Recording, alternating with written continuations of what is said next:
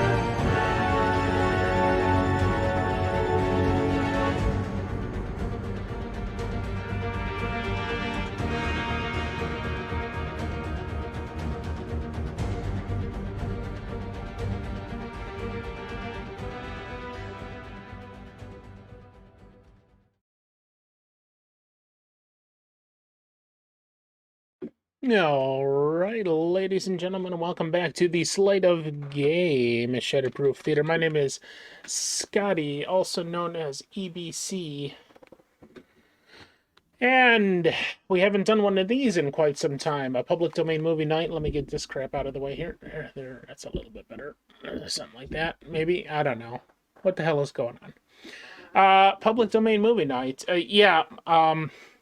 So I do want to, especially for anybody that's watching the VOD after the fact, I want to explain a little bit why I haven't done some of these in a while. Because in our first year, which was essentially 2021 and into 2022, I was doing these very regularly. In fact, when I first started out, it was every Monday night.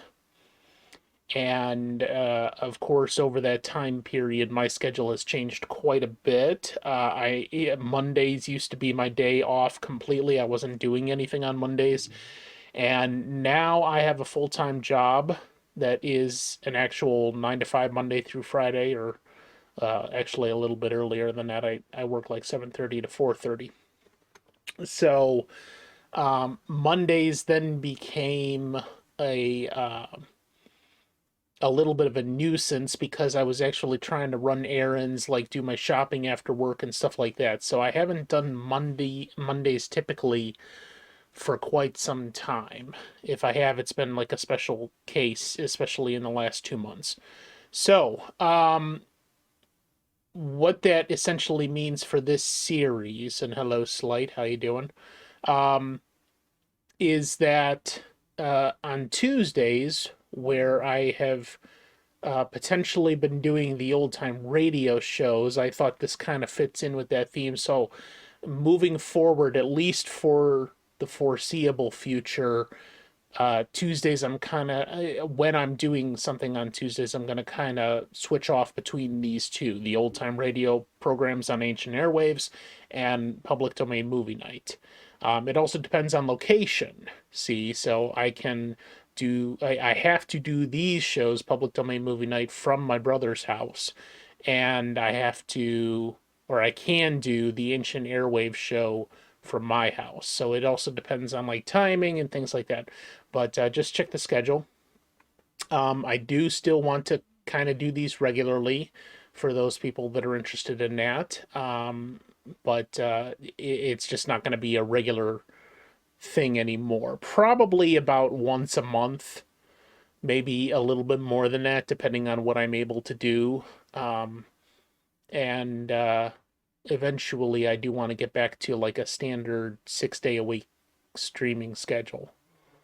So we'll see what happens with that. All right, so this evening we have Behind Office Doors from 1931. This is a pre-code drama. Now, we previously spoke, it's been about 6 months since we spoke about this, the difference between a pre-code and a code movie. And just to refresh your memory, if you do not remember that very well, there was a code that was kind of almost like an unspoken rule in Hollywood that it came into full force and was fully enforced right around 1934.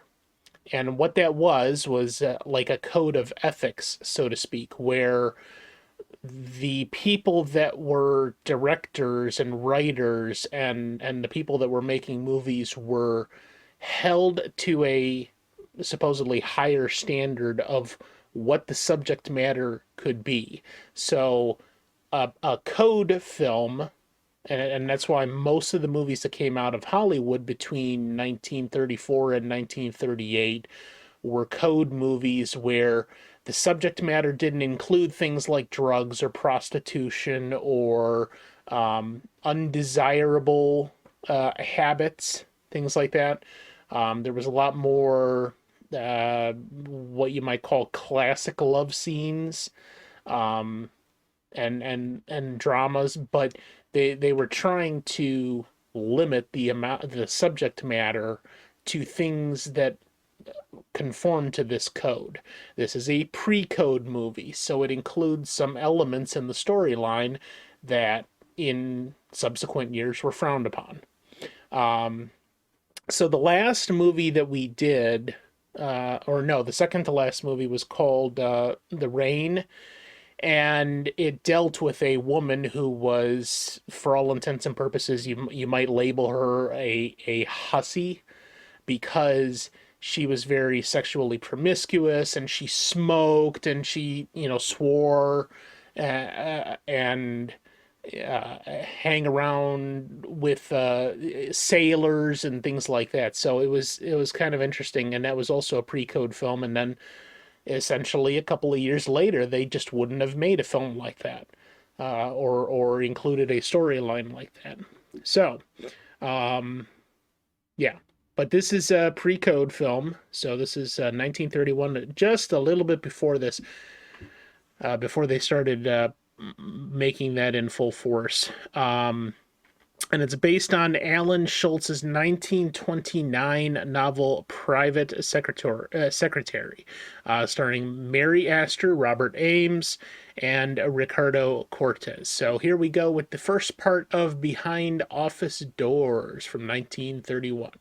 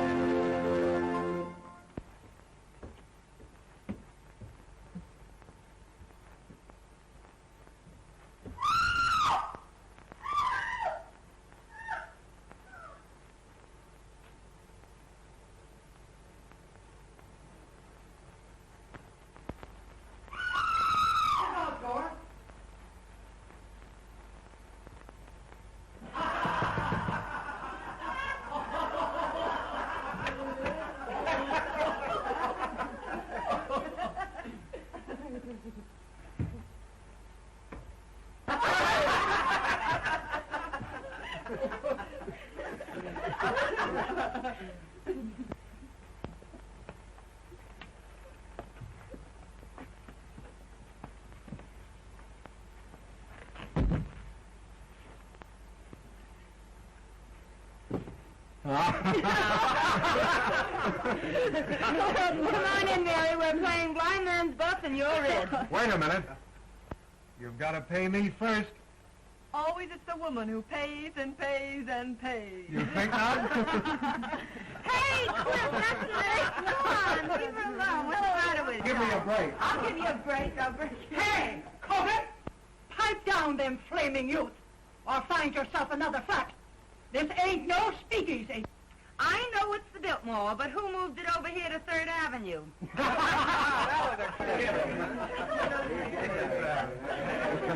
She's funny that way. Let's pipe down. Yeah. Come on, Mary. Give me a cup. Hello, Mary. How are you? Hello, Mary. What kept you so long? Listen, I know a good quiet game if you boys won't dirty it up. Oh, no, we won't. Let's play truth.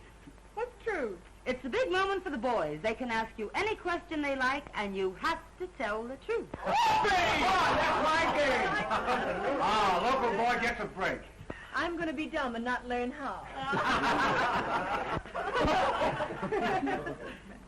Come on, Mary. You take a chance. Me, I'm not here. Oh, you... It's going to be good if you know what I mean. Come on now. Well, who are you? The name is Mary. And who is Mary? A working girl? The kind that heaven protects? Up to now. In love? Sure. Who with? A man. What's his name? Even the census taker wouldn't ask a question like that. Oh. Guess that'll hold you for a couple. Pass or by, handsome. I'm a grass widow. You can go as far as you like. Thank you. Pardon me.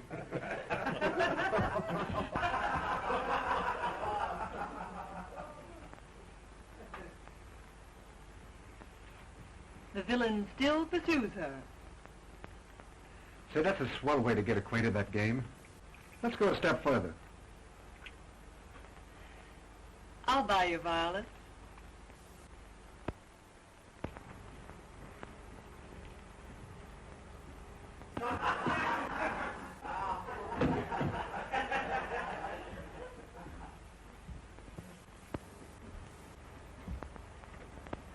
Who's the lucky man?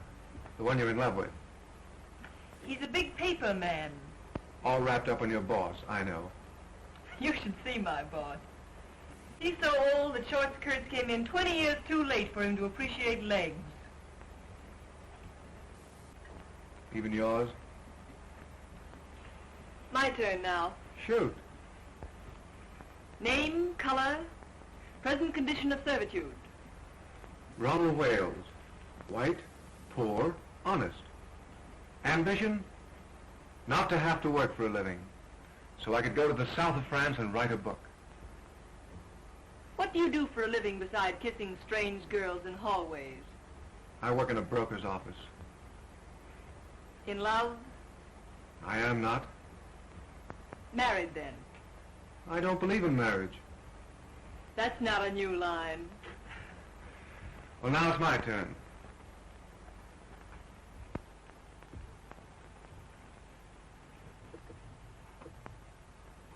Did you like my kissing you?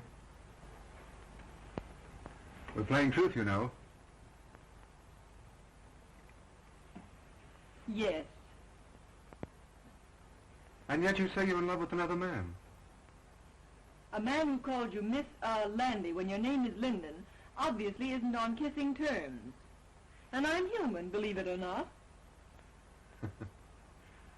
I believe it so completely that I'm going to stake you to another little kiss. Do I have to? You do? Well, far be it from me, dearie. But Freddie's established illegal relations with the drugstore, and the gin awaits without. Without us. He can finish telling you the story of his life in the kitchen. I'd be just as safe right here in the bedroom. Yes, but with you two in the kitchen, a girl can powder her nose. Come on.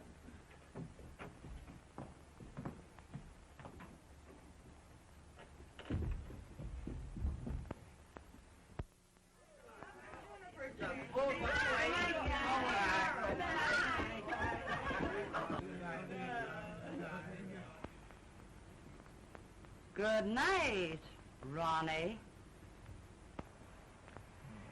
You must come to the races with us again sometime. Oh, I'd love to. Good night, Miss Landy. Linden, you fool. Her name is Linden. I know, but Mary likes men who forget her name. Good night, Delores. Good night, Mary. Oh, Scray.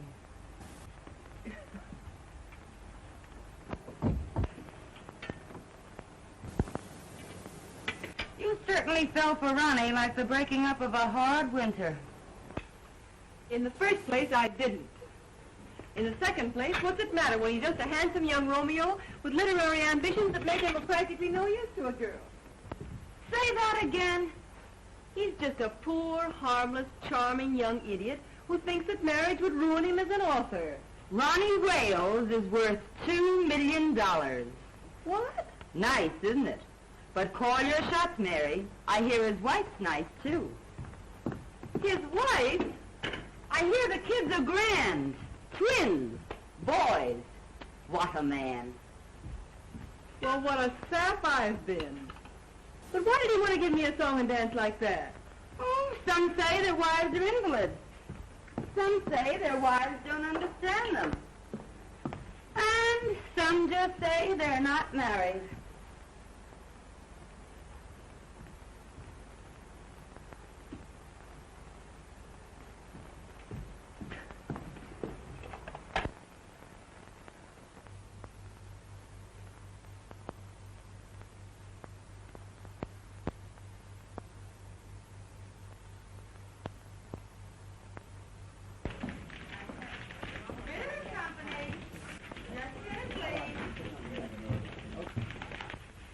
Company. Oh, Mary. I forgot to send that wire to the Wisconsin Mills. I sent it after lunch. Oh, that's fine. Say, you know I forgot all about that sales meeting tomorrow? The sales department's been notified. Ritter and Company. Just a minute. My goodness, you never forget anything, do you? You do, though. What now, Mary? Oh, my medicine. Well, I forgot that purposely. You take it when you get home. Yeah, all right. Good night, Mr. Ritter.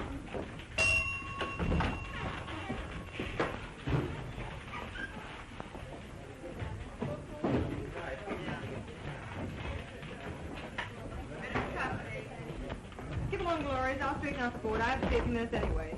Thanks, Mary. Good night, Delores. Good night. There's only one chunk busy. That chick in the sales department is trying to talk another blonde out of a date.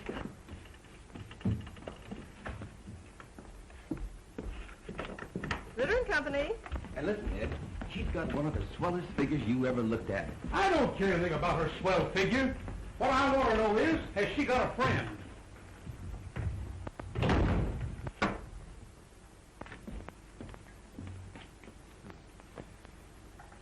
Do you pack a gun, girlie? Well, Mr. Duneen. Well, it's Miss, Linden. Sure, Linden. Would you mind waiting a few moments in the sales department? Always glad to oblige.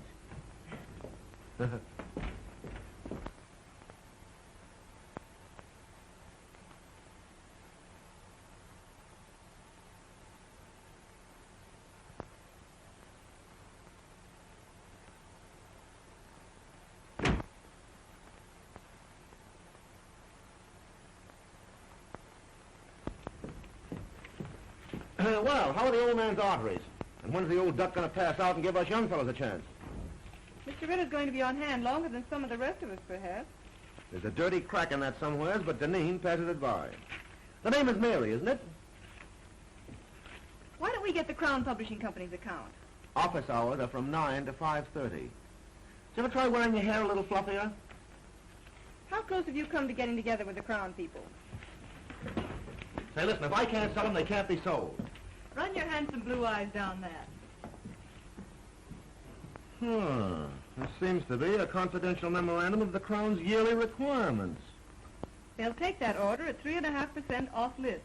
Yeah? And I'll buy $20 gold pieces for $19. Mr. Ritter's going to offer the Crown people 3.5% off for that order tomorrow. Say, listen, Ritter wouldn't offer 3.5% off for... know, that's a remarkable coincidence. That's my idea exactly. In fact, I was going to sound them out on a discount basis the first thing in the morning and see if Ritter would approve it. When I've just been wasting your time. Not at all, girlie, not at all. You meant well. I was just ahead of you, that's all. Mr. Bronson lives at 478 Park Avenue. He left his office about 10 minutes ago. You can catch him if you go right after him. Consider that Duneen is on his way. But why the night work, girlie? Well, Mr. Ritter, not being in your confidence, is going to personally telephone Mr. Bronson that discount at 8:30 a.m. And you won't get credit for the order. Hey! Let me know when I can do you a favor sometime. You can do me one right now. Name it, girlie. Try and remember that my name is Linden. Why, of course it's Linden. Hey, plug me in on the switchboard, will you? I want to break a blonde's heart. You big businessmen are so brutal.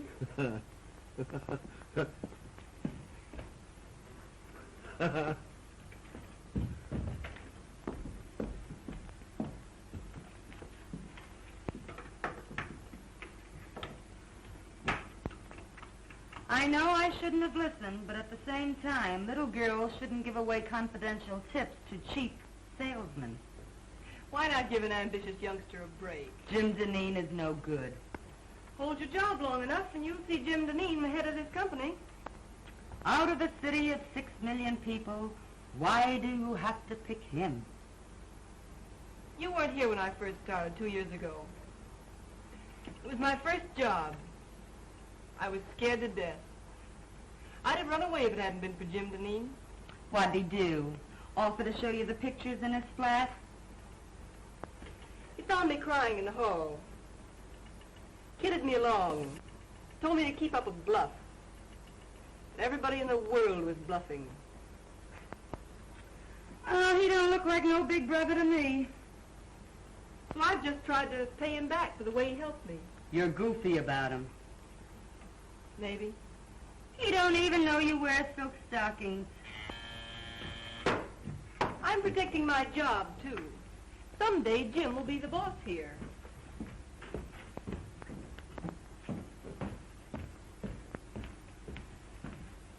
Good night, Chubby.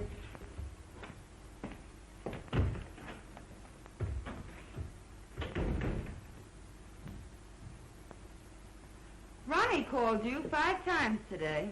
Did he?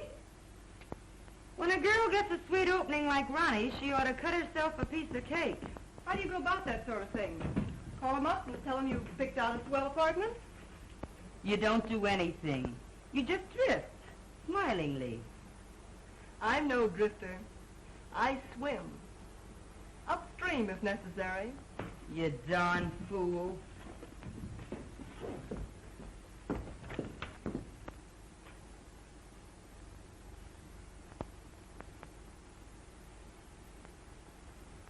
Well, John, you'll either take a trip to Europe now, or in about a year from now, you'll take a ride in a hearse. Aye. Bad as that? Mm-hmm. Yes. Just a minute. It's Mr. Robinson. Tell him to come in, Mary. Now, look here, John.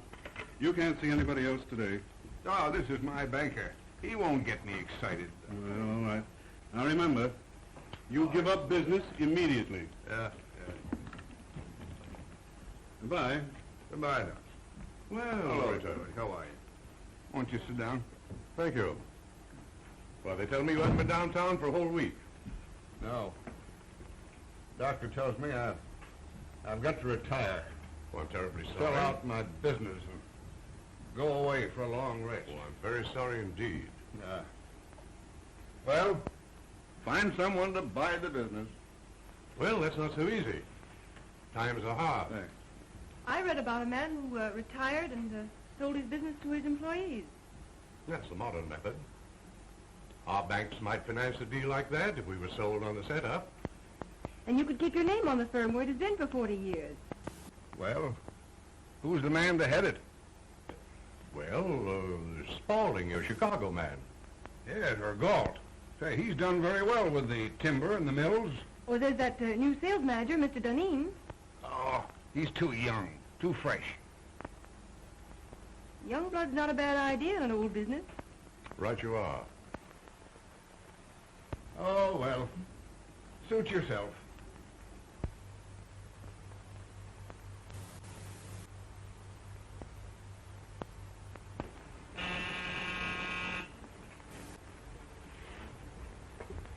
If the lady show her in.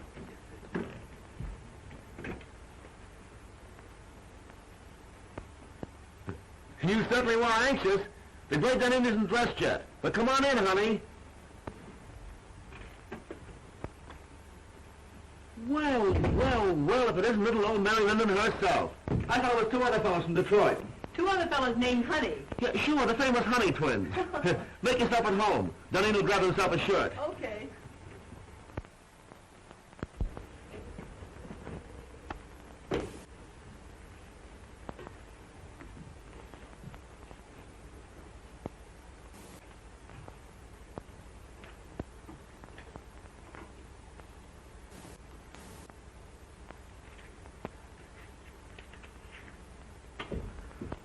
Well, it's a pleasure, girlie. It's a pleasure. Like it? Yeah, it's all right. How do you like my new apartment? I suppose it's much smarter than your old one. Sure. New contract, new salary, new flat. Got to progress, you know. I think it's pretty swell myself. Stunning. Oh, I forgot. You're the prudish type who likes women old-fashioned. You're pretty regular at that. I think you're swell. You don't know me. You only know my job. I smoke sometimes and wear an evening dress with absolutely no back to it. No. And have been known to drink a cocktail. That is, when urged. I urge you. I beseech you. Well, rather than have my clothes torn in a struggle, I will. That is, unless it has orange juice in it. I'm sorry. It has. No thanks. Well, I'm glad to know you, Mrs. Ritz. And the next time you come, we'll have that sauerkraut you crave. All kidding aside. Let's you and I get together sometime, huh? Let's. Sometime.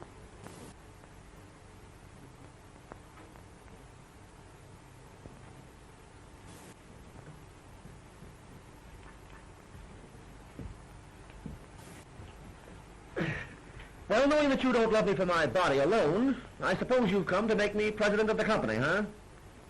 Well, maybe vice president. Mr. Ritter's got to retire. You can't fire me. I've got a contract. Ironclad, airtight, and tied up with pink string. Robinson of the City Trust could be sold on a proposition to buy Ritter's stock for you and pay for it out of the profits.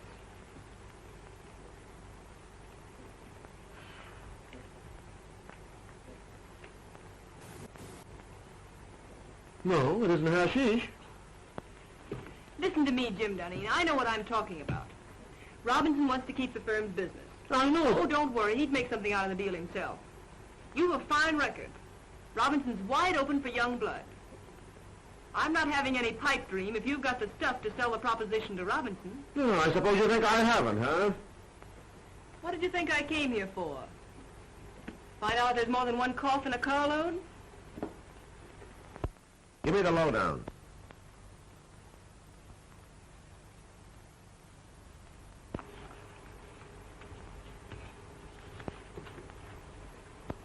Now, here's the way I'd approach him. Mr. Robinson, you're a businessman. I'm a businessman. I feel sure that I can double the firm's business in the next 3 years. Naturally, my efforts would be increased if I were working for myself.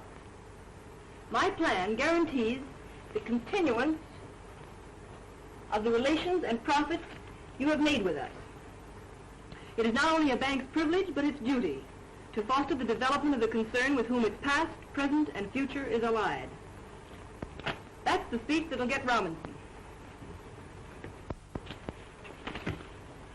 Mr. Robinson, you're a businessman. I'm a businessman. I feel sure that I can double the firm's business in the next... Oh, I'm terribly sorry. Hey, what's the idea? Oh, here, blot it off. I'll see if I can find you another one. $15 for that shirt, woman.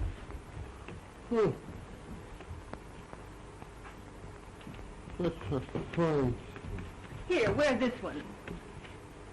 Say, I ain't going to a funeral. We should take a spot of color, sort of brighten up the spirits and show off the Duneen personality? Bankers are very conservative. Well, maybe you're right. Well, I guess I'll be going now. Oh, hey, I didn't thank you yet. You know, it's a swell tip. But then I'm the only one that can carry out the scheme. You better change your shirt. Remember, you've got to be there at 9:15. I'll be on time, don't worry. And thanks again. Oh, Mr. Robinson's address is on that slip of paper. Leave it on the table. I'll put my own number here, too. Will you call me up as soon as you leave Mr. Robinson's and tell me how it came out? From the nearest drugstore, baby.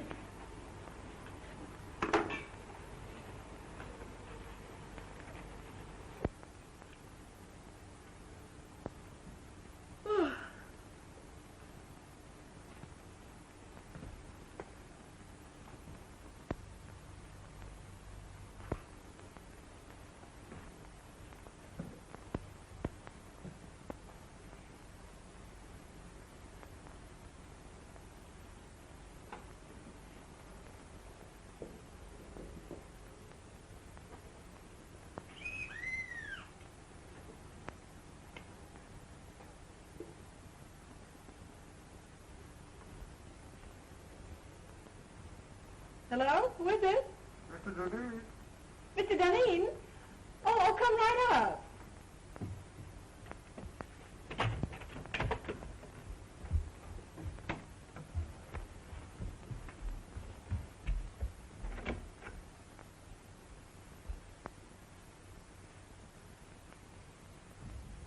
Come on in, I'll be right up.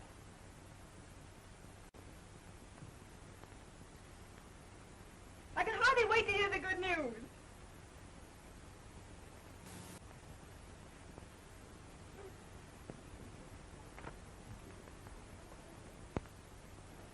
Oh, I thought it was someone else. I intended you to. Why did you say you were Mr. Duneen? What do you know about Mr. Duneen? Oh, he's the one that calls you Landy when your name is Linden. How did you find out where I live? Oh, Delores. If Mahomet won't come to the mountain, then the mountain must come to Mahomet. But this is the first time the mountain had to wear a false beard. Do sit down. Oh, thanks. And I was just going to bed. For Mr. Wales, she is just going to bed. For Mr. Duneen, oh, come right up, come right up. I don't care to discuss Mr. Duneen. But I want to talk about Mr. Duneen. I want to talk about you, and I want to talk about me. Oh, I know all about you. Ronnie Wales. Poor, white, honest. Ambition? Not to have to work for a living so that I could go to the south of France and write a book.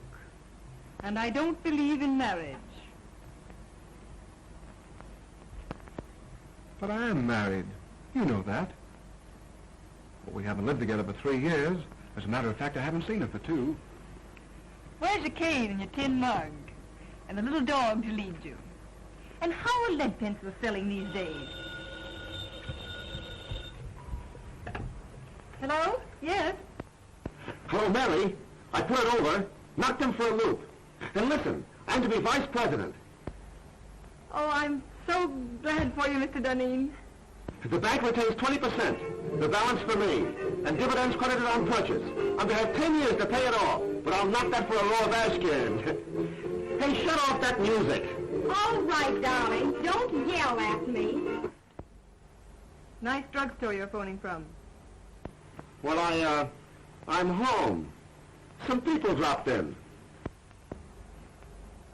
Then don't let me keep you. I'm entertaining myself. Go away, darling. How can I talk business with you mauling me so? Oh, but darling, I can't keep my hands off you. Excuse me. I'll see you at the office tomorrow. Can I play some jazz now? No, I got business to attend to. Finish your drink and I'll call you a cab. All right.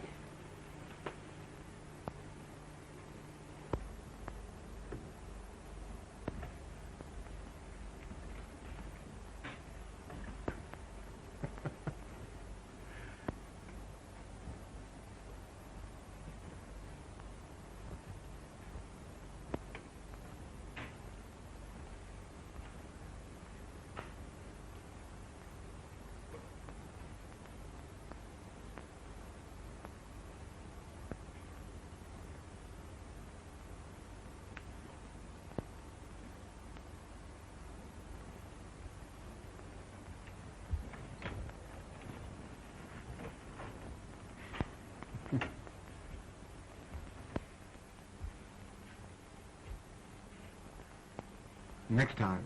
Don't make me laugh. Good night, Mary. Good night.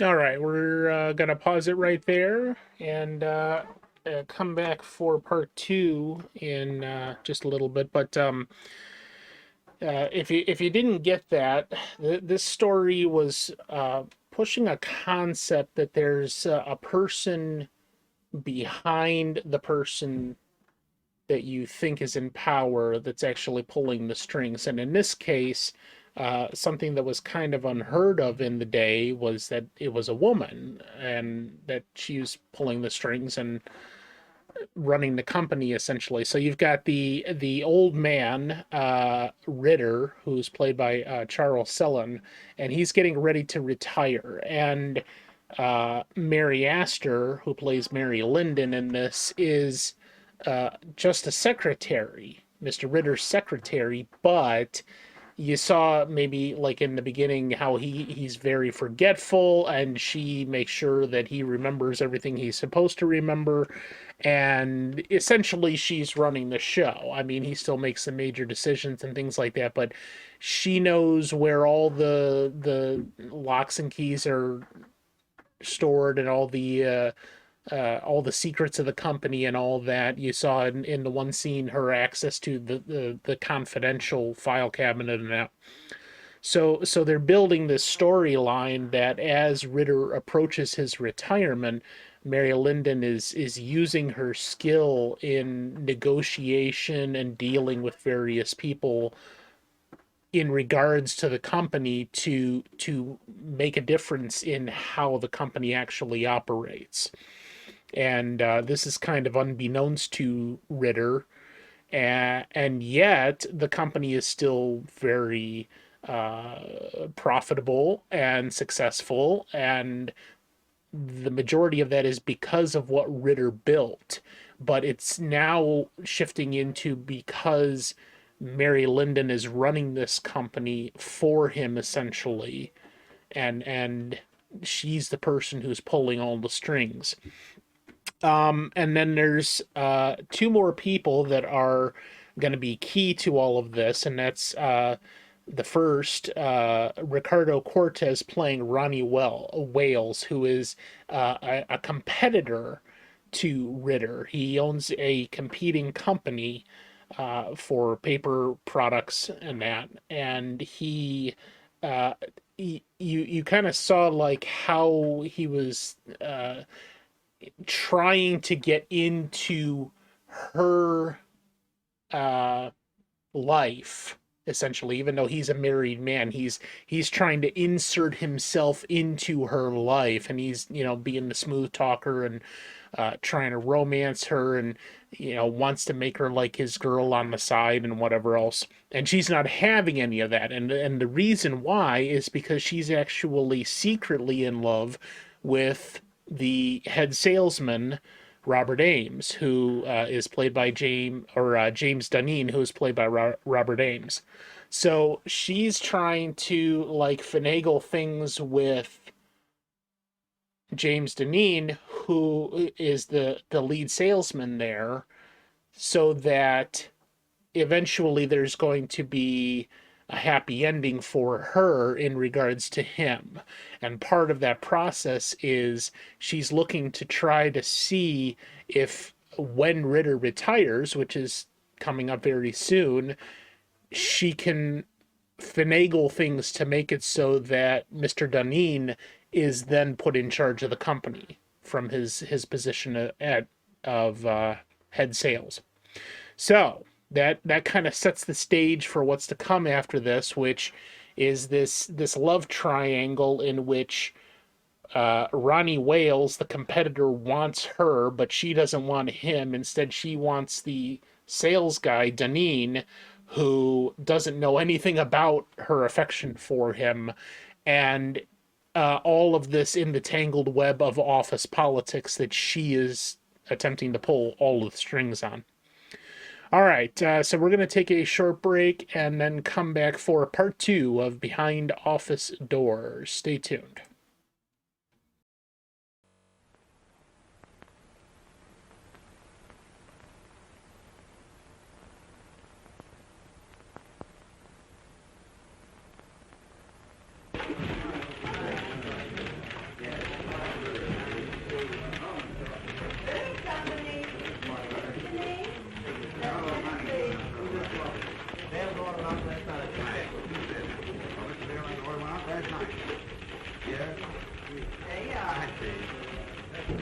Take a chair. Hello. Oh, good morning, Delores. Good morning, Mr. Duneen. Yes, all right. I'll tell him when he comes in. Yes. Good morning, Mary. Good morning. All right. Bring your notebook. Good night.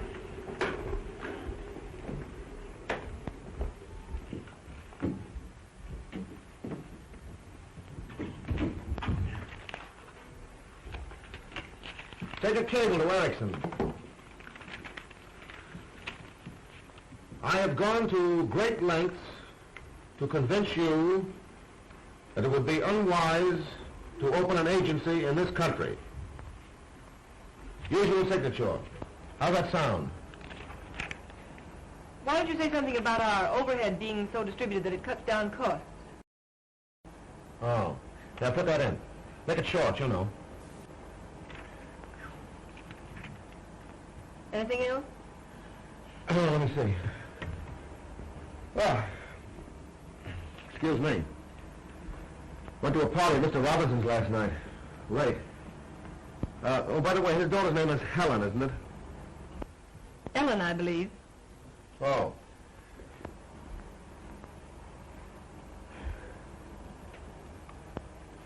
Don't you think we ought to make one more try for Raymaker's business?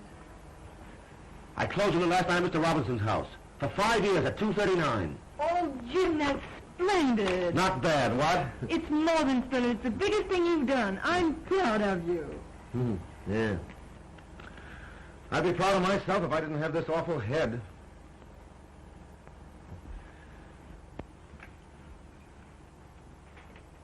It took a lot of champagne to warm up old Raymaker. As my old man used to say, a hair from the dog that bit you. Gee, what a tough time my folks had. I wish I'd had my luck while they were still living. Were you very poor when you were a kid? The greatest tragedy of my life was graduating from high school with a patch on the seat of my trousers. And all the other young squirts in tuxedos. You've done remarkably. From a handicapped start. Thanks, Mary. That's nice of you to say that.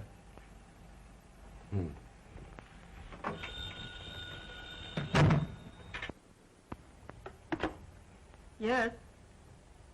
Just a minute. It's a Miss Daisy Presby. It says she has an appointment. Shall I get rid of her? Oh, no. No, wait a minute. Have Miss Presby wait. I've hired an assistant for you. You've been working too many nights. This girl can take some of the dictation. But I haven't complained. I don't want you to wear yourself out, you know. I thought it was my job to engage the new girls. This is different. I see. Jim, I'd rather not have an assistant. I can attend to everything. I'm not a bit overworked. I know, but I've hired the girl. She's to start in the morning. I'm afraid I must decide on the advisability of these things. Very well. Well, what else? By the way, I was right about tails and a white tie for the Robinson dinners, wasn't I? If there's one thing I flatter myself on, it's knowing how to dress. Of course.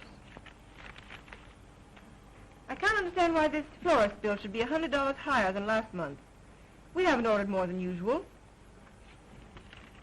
I'll check it over. By the way, send a dozen American Beauty roses to Miss Ellen Robinson. Very well.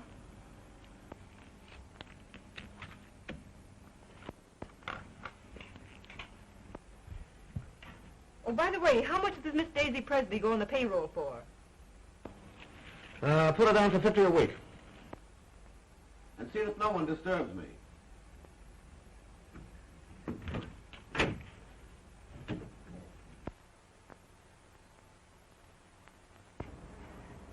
This is James Duneen's secretary speaking. I want you to send 2 dozen of your nicest roses to Miss Ellen Robinson. Yes. Hold the phone a moment. I'll give you her address. What? Oh, you have her address.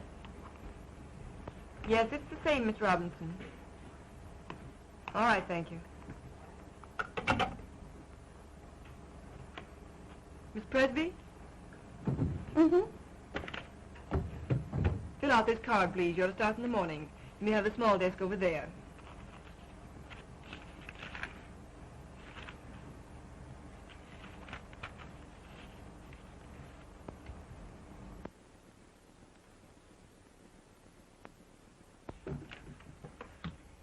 Oh, darn these chairs. There goes my stocking. $6 a pair.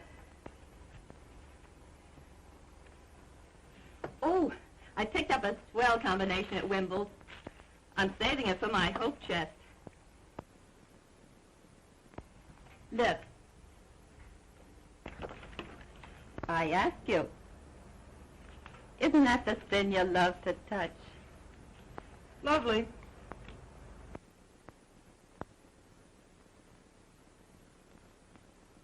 But they robbed you. I got the same thing for 14. Oh, don't tell me you wear French lingerie beneath that flour sack. What I wear next to my lily white body is, strange as it may seem, nobody's business. Sock goes Dempsey and Sharky takes it on the chin.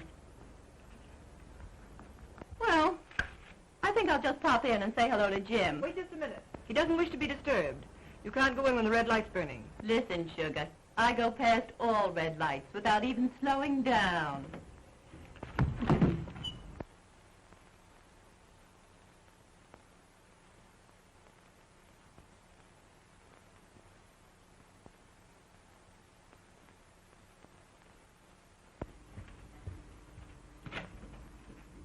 How do you do, Prentice? Miss Linden? Mr. Duneen ready for me? Expecting you. Oh, by the way, hereafter I don't want Mr. Duneen bothered with any of the household details. I'll do the buying myself. Yes, Miss Linden. Fresh flowers in there for you, Prentice. Yes, Miss Linden. Good morning, Martin. Good morning, Miss Linden. Good morning. Good morning. How do you feel? Terrible. And that Clyde business has got to be settled today.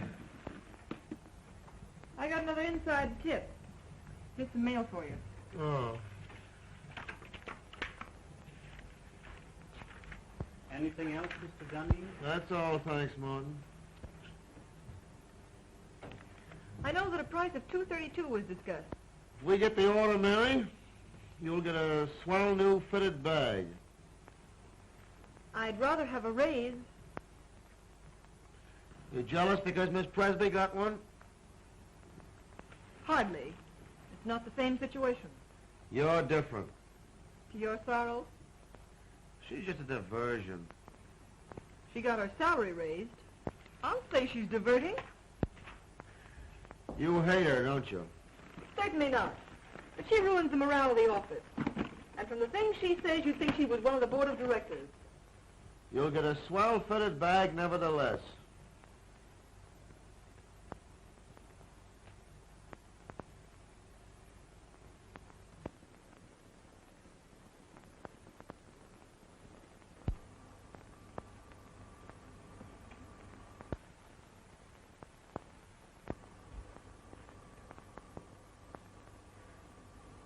You look tired, Mary. Why don't you take a day off? As a matter of fact, I have an invitation to spend the weekend at Atlantic City. Fine, take the weekend off. You think Daisy can do my work, too? She's a little inexperienced, but yeah, I think she can.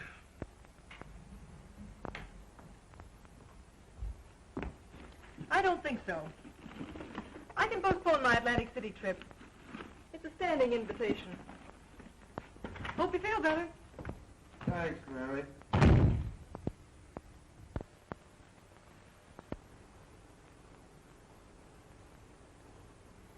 Boo! Don't do that.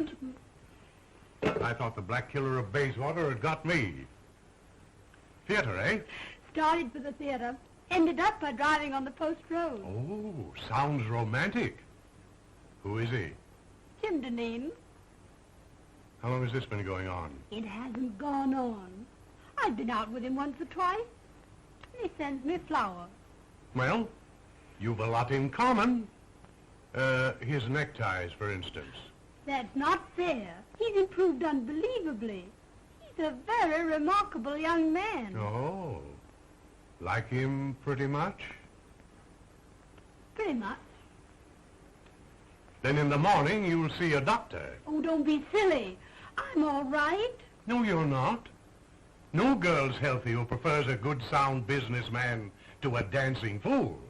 But when I really start fiddling, even Jim Duneen will dance. Well, now, don't you look forward to an existence of all afternoon at the horse show and all evening at contract with him. He's not the type. No? Just wait till I get him in my clutches. Oh.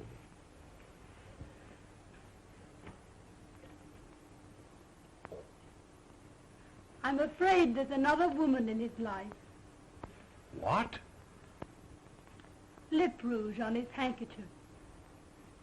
They never learn, do they?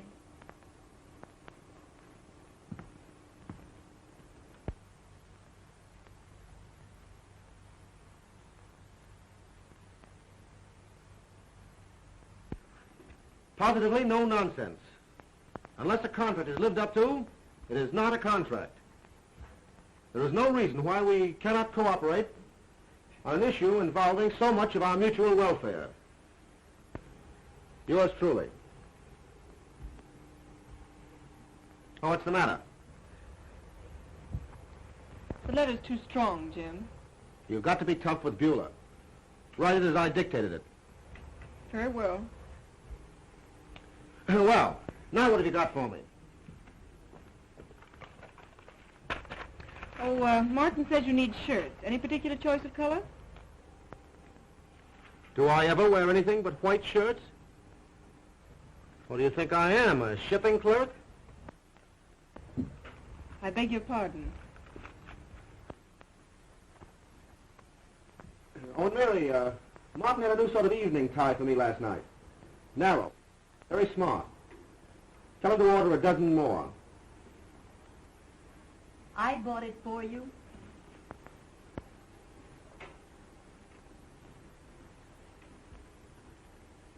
Oh, and Mary, change another Beulah.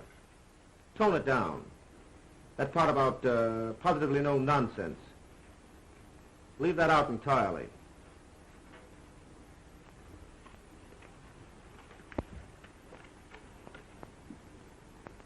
And Mary, I don't want Miss Presby to take any more of my dictation.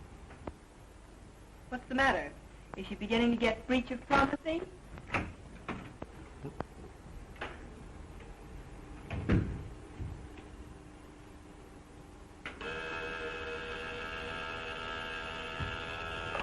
Yeah? The Burton brothers are here. The Burton brothers?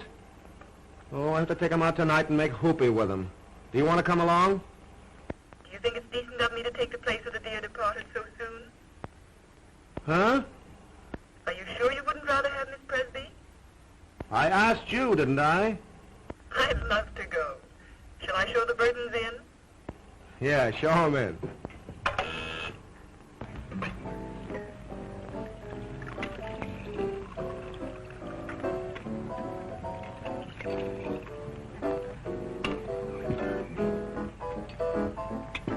And then Father lost money.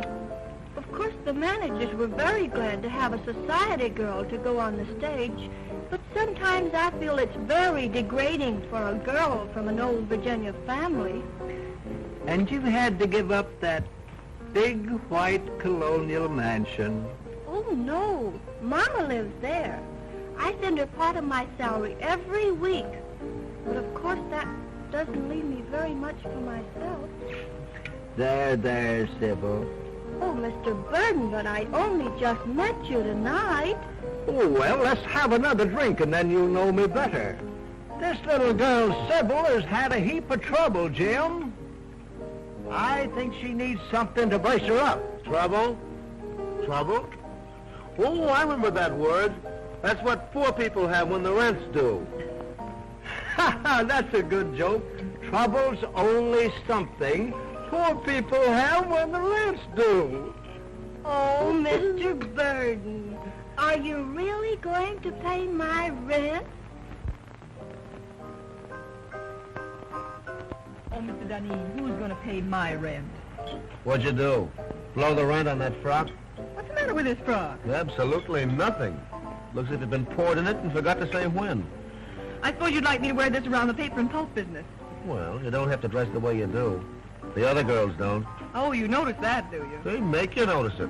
And they can't all crave me. No, they just crave raises in salaries. How much do you get? 70. You should have more. That's sweet, Jim. You dance? Even better than I take dictation. Let's go!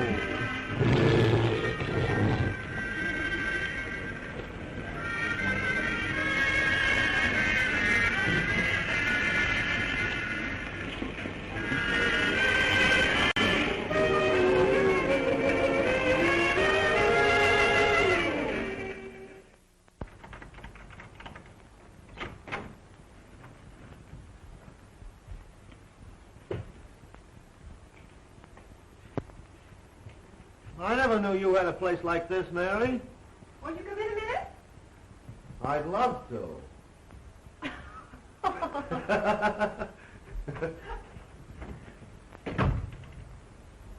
Me. Huh.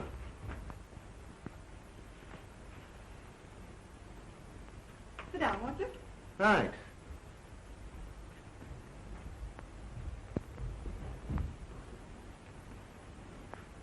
You know, it's funny. I never figured out what your private life must be. I just thought of you as a perfect machine in an office. I gathered that. Mary.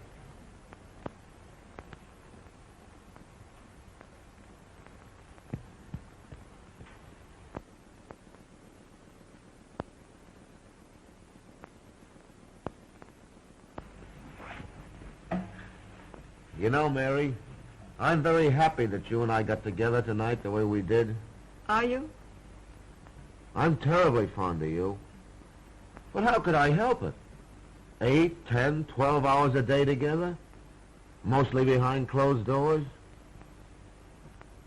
Proving that a working girl can be safe from the advances of her employer.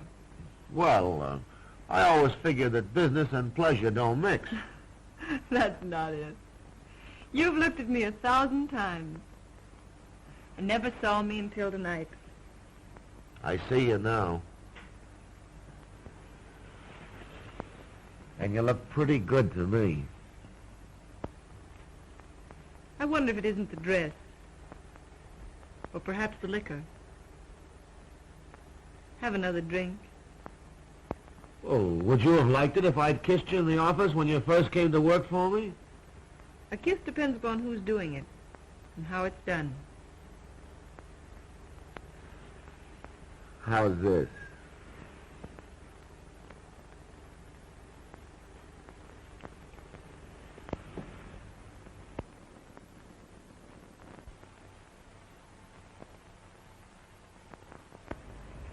You don't need that drink.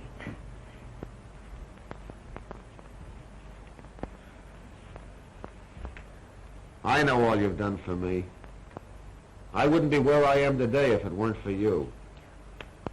I've been blinded by my own success. But from now on, things are going to be different.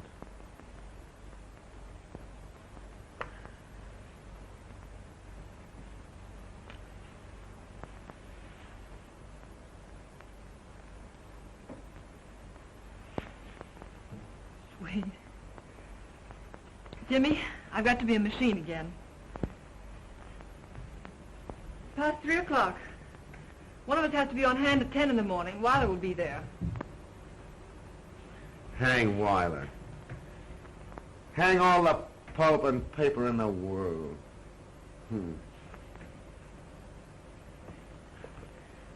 Jimmy. Jimmy. All right. Give me a drink and I'll run along. You're drinking a lot lately. Foolish. Let me be foolish tonight. It's a night of nights, isn't it?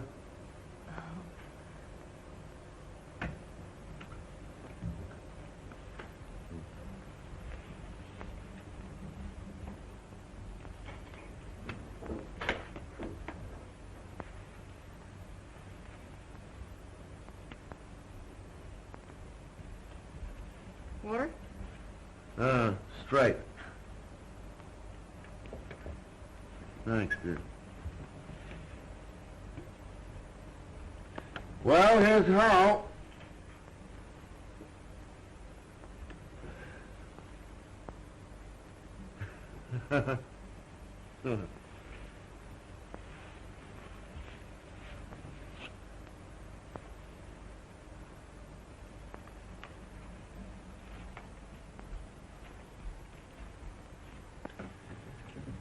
Good night, Mary. Good night, Jim.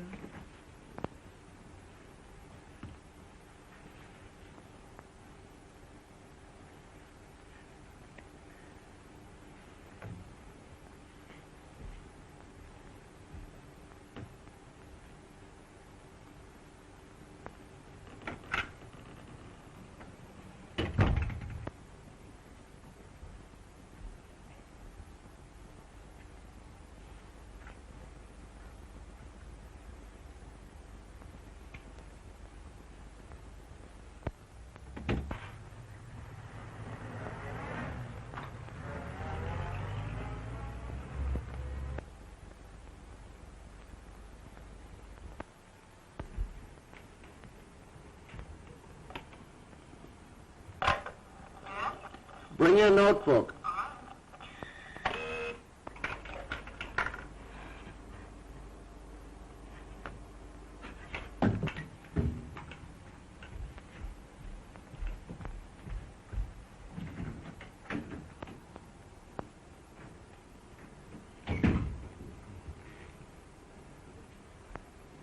Good morning, Jim.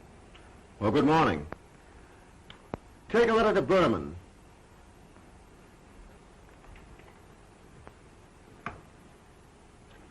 Dear Jake, I cannot understand the change in your attitude. I guess I had a little too much to drink last night, didn't I? Did you? Didn't you notice it? No. That's good. I was afraid I might have... Well, I mean, did I get fresh or make a pass at you or anything like that? Why, no. That's a relief. You know, Mary, I don't remember a darn thing that happened after about 10 o'clock last night.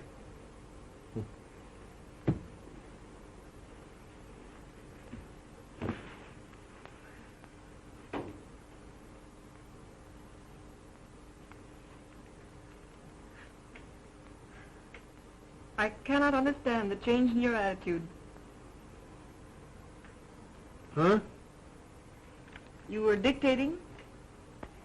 Oh, yeah. I cannot understand the change in your attitude. I cannot understand the change in your attitude. As the weeks roll by...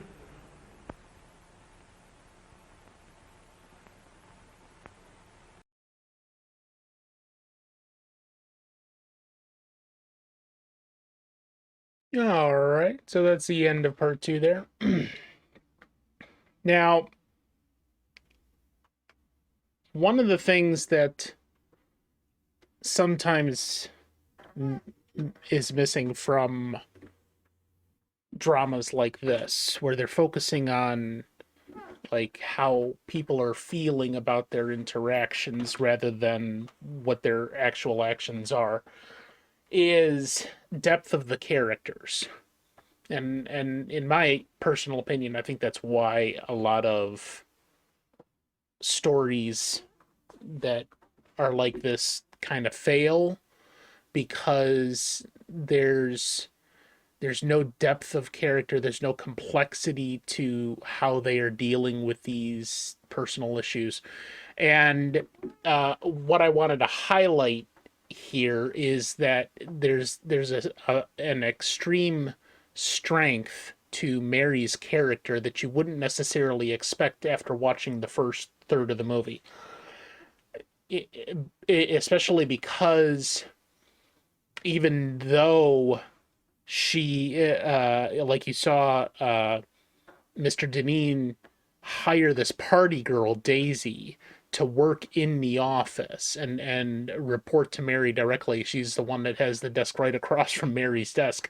And Mary doesn't like that, but she keeps her mouth shut about it because she's secretly in love with Mr. Duneen, and not only doesn't want to let any of that let loose and let the, spill the beans, so to speak, but she also is trying to maintain a professionalism where she's not going to let her personal feelings invade her working relationship with both Mr. Duneen and the other girls in the office and all of the people that she's dealing with as the woman who's the power behind the throne, the person who's pulling the strings and making this a successful company.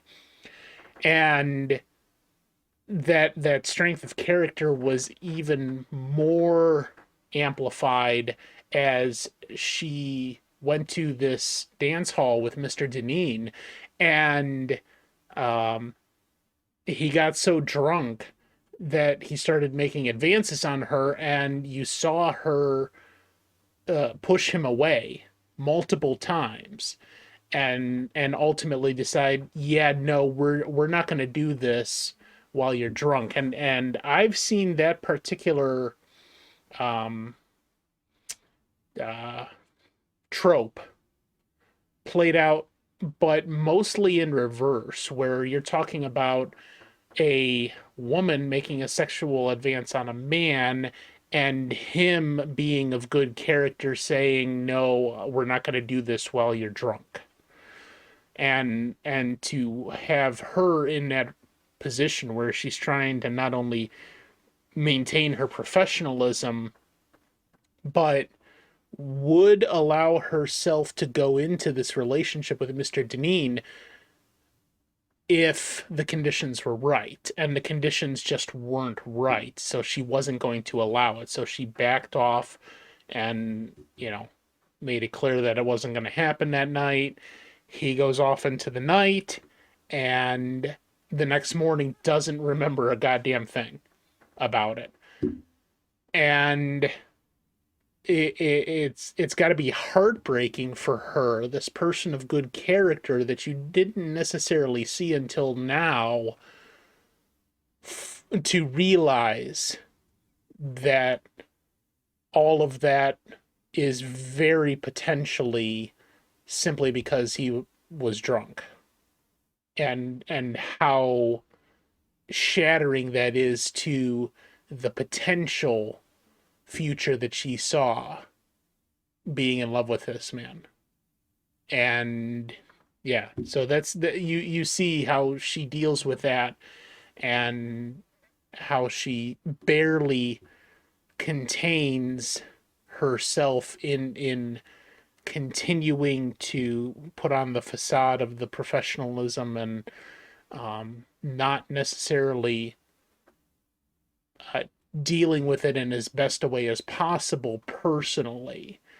She's kind of heartbroken. She's kind of shattered because of what he has presented himself naturally as, and she doesn't quite know how to deal with that yet. So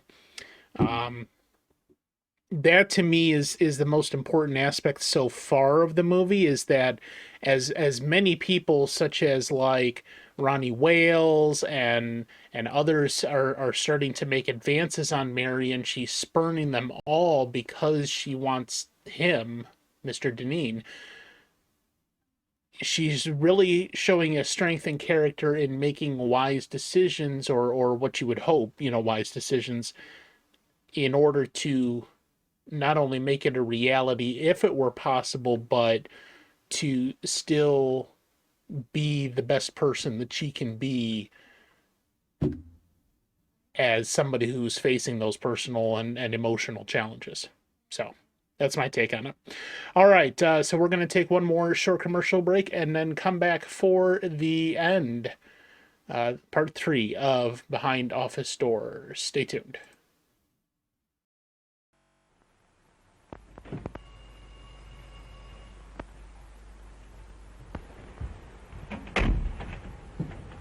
Good evening, Miss Linden. Good evening, Prentice.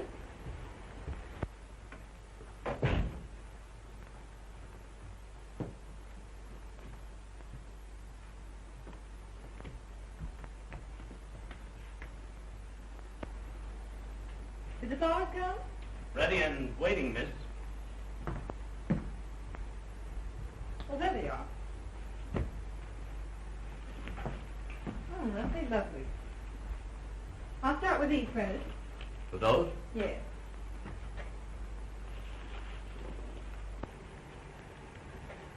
Were the monthly bills all right? Yes, they were nicely checked and everything's under control. Mr. Duneen home? Not since this morning. He hasn't been at the office all day either. Well, that's understandable.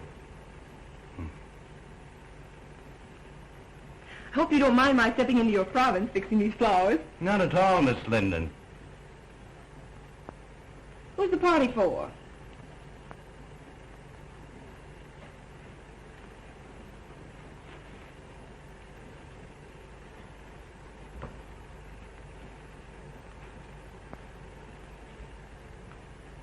Prentice, I asked, who's the party for?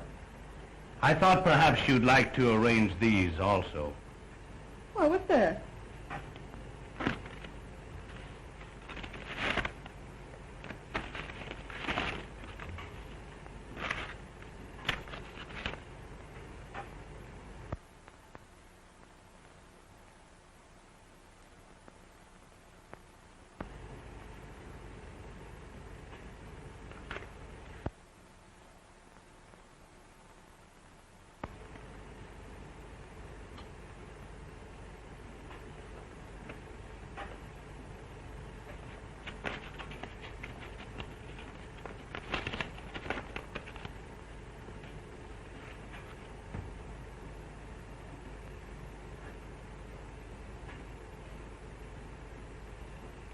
You finished the flowers, Prentice?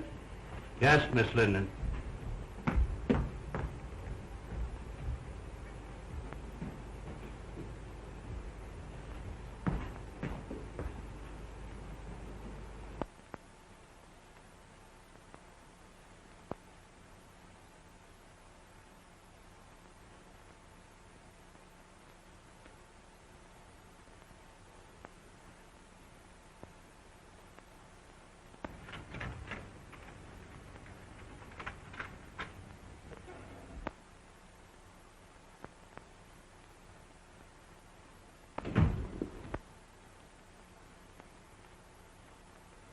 Oh, Mary, that lunch Freddie stood me up, so I came over here.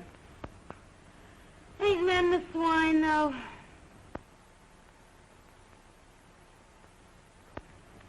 What's the matter?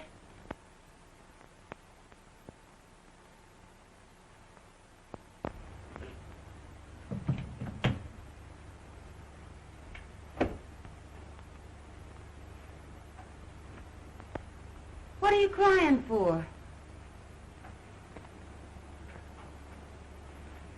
Society girl wins big paper man. What? Robinson's hooked Jim. Well, cut my throat. Wait a minute.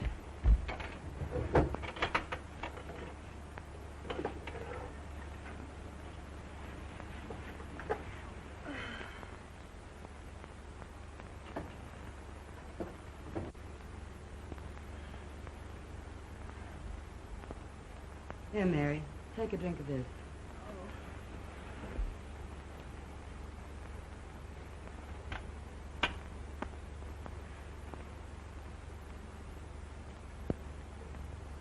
Time for the speeches. A toast to the bride. Long may she wave.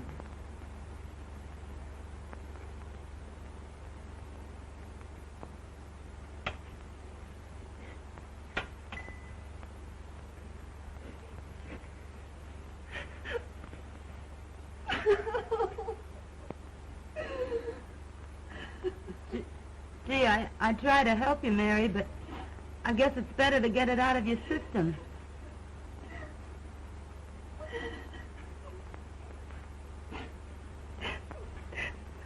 If it hadn't been for me... I know. I know. Oh, don't let anybody in. I don't care who it is.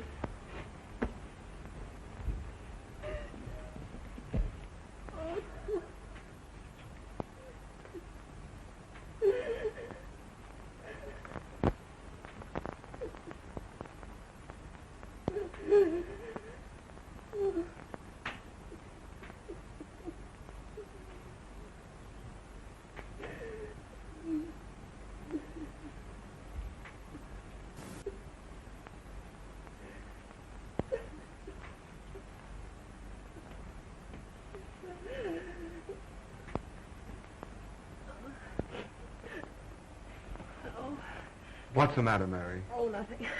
Come on now, tell Ronnie everything.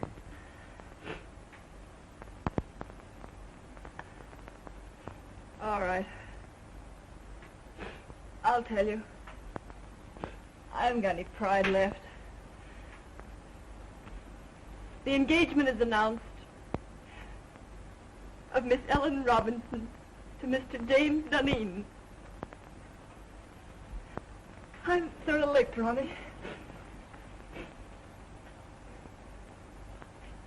I've made him look like a gentleman. I've taught him to speak the King's English. I've shared his troubles and worries. I've lifted him above the Presbys. I've stood between him and a dozen cheap designing women. But when it comes to a girl with beauty and money and the glamour of position, I can't do a thing. A girl of his own class. The class I gave him. Now, Mary, take it easy. It isn't that bad. Now, take it easy. Come on. Oh, all right. Let's have a drink. Please don't, Mary. That isn't going to help you.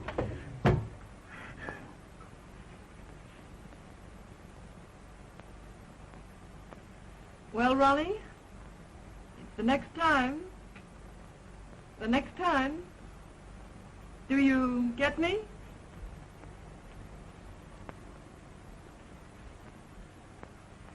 We won't talk about that now. Oh, so you're going to spurn me too, are you?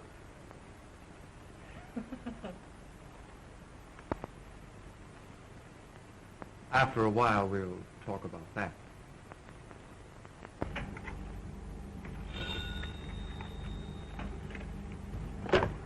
Yes. Oh, send her in.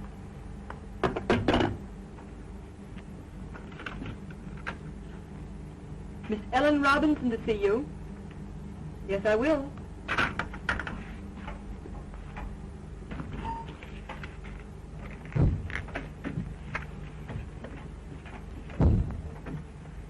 I'm Ellen Robinson.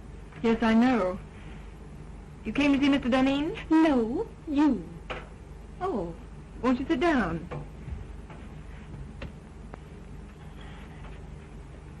Thank you. Miss Linden, when I first decided I wanted to marry Jim Duneen, my father and I naturally talked it over. I'm sure your father approved. My father has known you for a long time. Only in a business way. So that's how I happen to know you're in love with Jim Duneen. That's not true. That proves it. Could I work alongside of Jim Duneen for years without falling in love with him? Certainly not. Get to the point. Your admission that you're in love with him hardly qualifies you, from a fiancé's viewpoint, for further employment. You want me to quit? At once. And if I refuse? I should tell him you're desperately in love with him, and that it would be charitable to ask you to leave. You wouldn't do that. Oh, wouldn't I?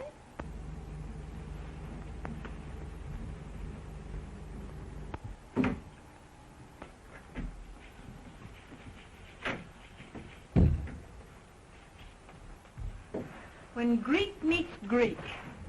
What do you mean, calling me a Greek?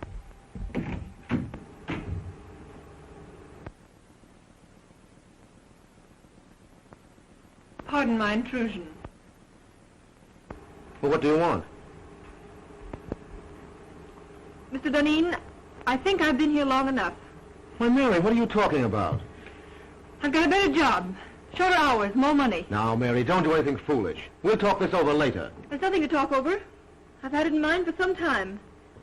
And it was just settled today. I'm leaving immediately. It won't inconvenience you any. Remember, you still have Daisy. Goodbye. Mary! Jim.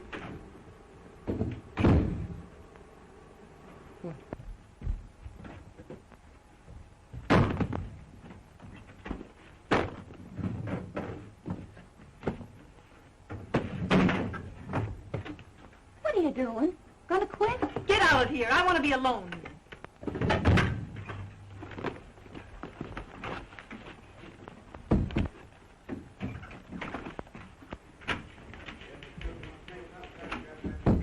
What's this Presby tells me? You've quit?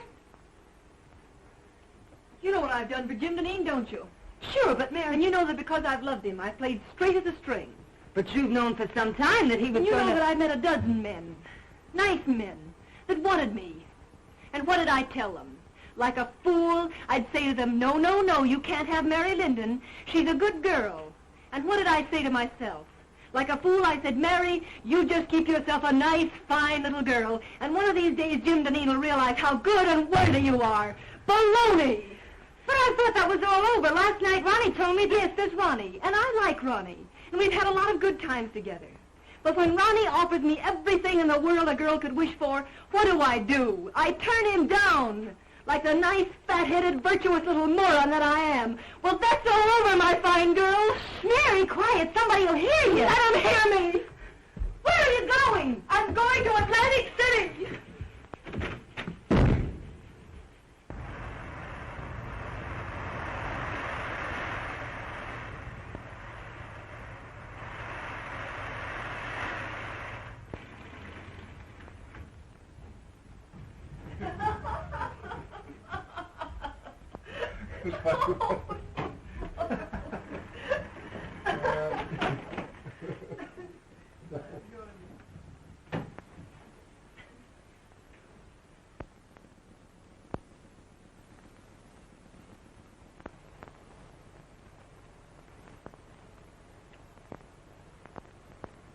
I'll see you later.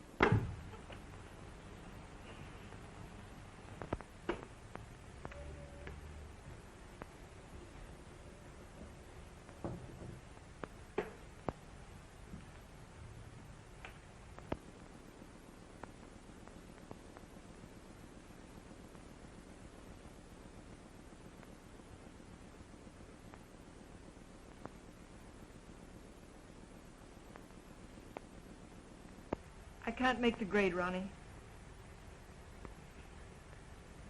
Aren't you just asking for a lot of trouble and unhappiness? Can't you put him out of your mind? He's out of my life.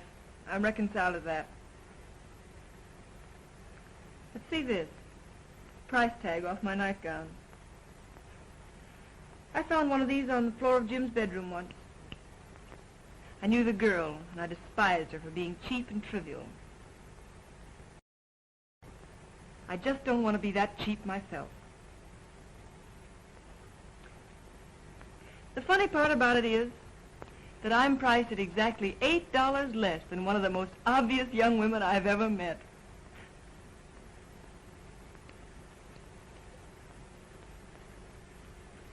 Mary, dear, if my wife didn't have all the money in the family, I swear I'd get a divorce and marry you. I didn't ask you to buy my violets.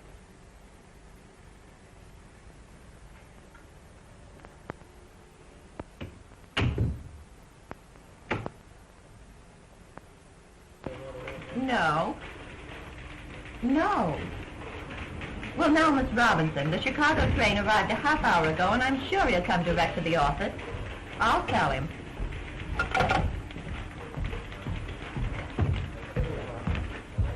Did you have a nice trip? Horrible.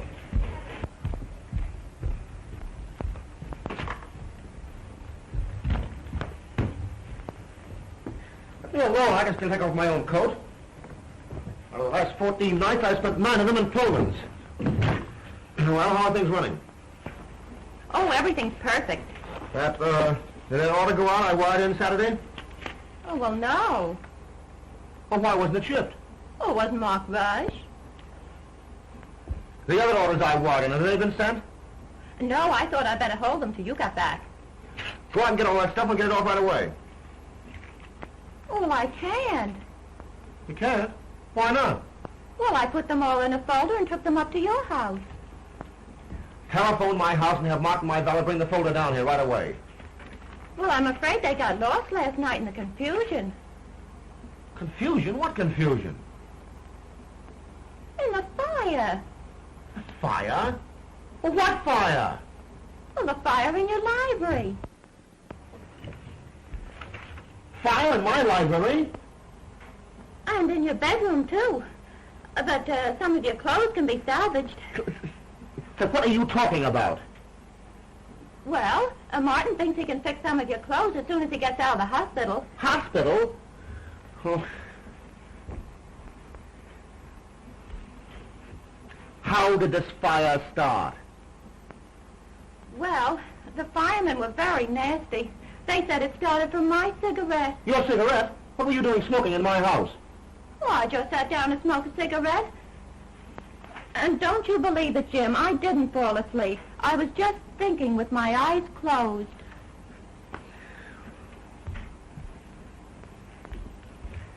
Are you sure you've told me everything?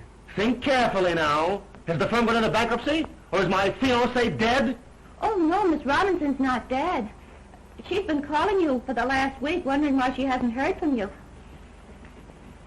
Get her on the phone.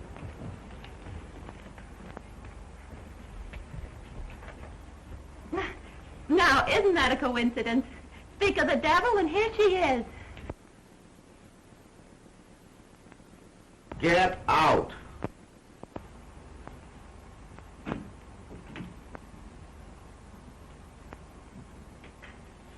Hello, darling. Well, what's the matter? You look a bit wild-eyed. Nothing at all, dear. You must have been busy. I had no letters from you, only 3 little telegrams. And not a word for the past 5 days. Look, Ellen, for the past 14 days, I've been leaping in and out of Pullmans and living in lumber camps, and I simply didn't have the time. Well, I'm glad you don't have to travel often. I don't fancy myself as a neglected wife. I've got to do a lot of traveling. The paper business is in a critical state. Newspapers are buying up their own mills. Syndicates are being formed. For the next year, I'm going to be a leaping tuner all over these United States. But you don't have to do all the dirty work. But I do. No one else can do it as well. I'm not blowing my own horn. It's simply the truth. And we might as well face it. It's much better to face things in advance.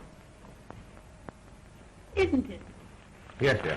And now, dear, please run along. I'm up to my neck in trouble. Why I ever let Mary Linden get away from me, I ought to have my head examined, that's all. If I could find her now, I'd give her half the company to come back. I think not. Huh? Do you think I want a woman around here who's madly in love with you? Mary? In love with me? Rot. You did a lot of night work together, you two. See, listen, darling, you're a little mad. I'm no saint. I have my moments. But Mary Linden simply isn't that kind of a girl, that's all. Jim! There's a cop out here and he wants to arrest me. The arson squad wants her at headquarters for a statement about the connection between her cigarette and the fire in your home last night. I have no suspicions of you, Daisy. Run along. You see, nobody has any suspicion of me. Come on.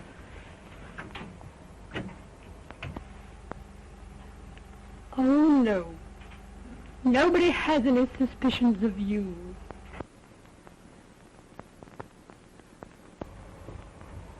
I'm disgusted and humiliated. All the time it's been that cheap little trollop, and I thought it was Mary Linden.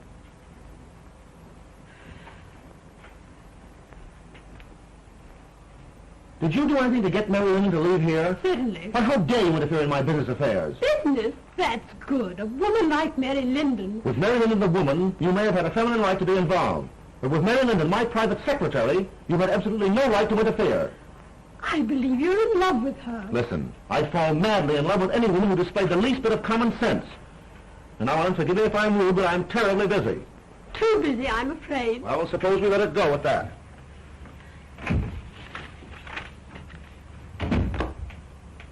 Get me Mary Linden's apartment on the wire. Why, Mr. Duneen, Mary Linden has moved.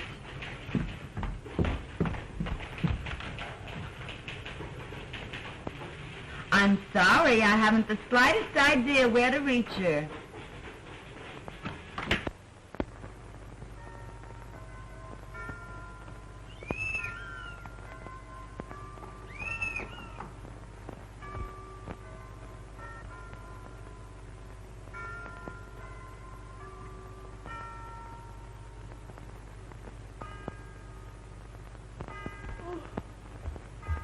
Hello? Who is it? Yes, I'm awake, you idiot. Come on up.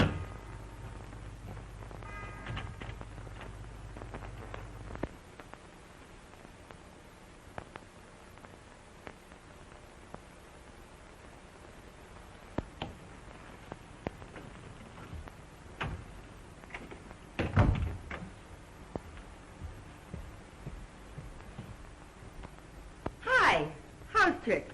Oh, sit by me. What gets you up so early? Oh, Freddie got jealous last night and broke all my Rudy Valley records. So I threw him out and went to bed early. Got a job yet? Nope. Well, ain't it about time you went to work? No hurry. I don't care if I don't work for a month yet. James Duneen tried to get in touch with you last week. He did? What did you tell him? Exactly what you told me to.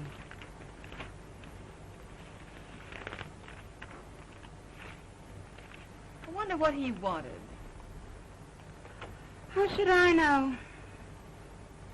Say, did I tell you Daisy got canned? No. Uh-huh.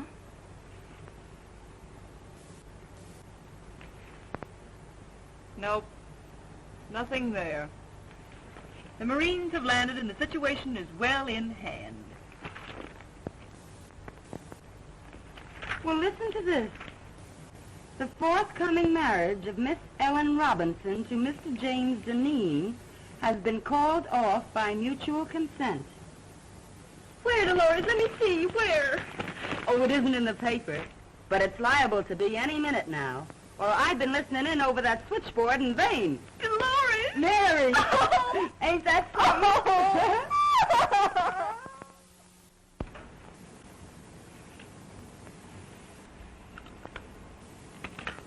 Mr. Duneen, are we going to work again tonight? These late hours are just ruining my boyfriend's evenings. Yes, tonight and every night, until I find a secretary who's satisfactory. You got the answers to those want ads? Yes, here they are. Oh.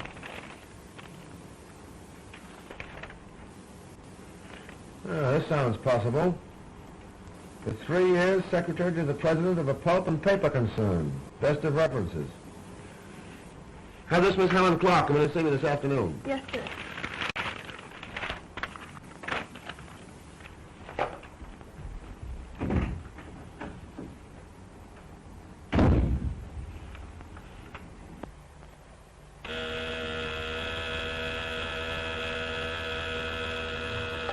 Yeah?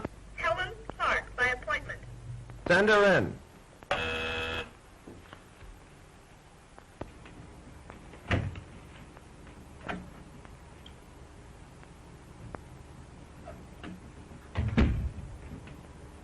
Mr. Duneen?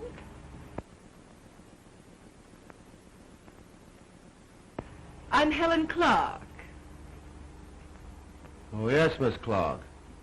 Won't you sit down?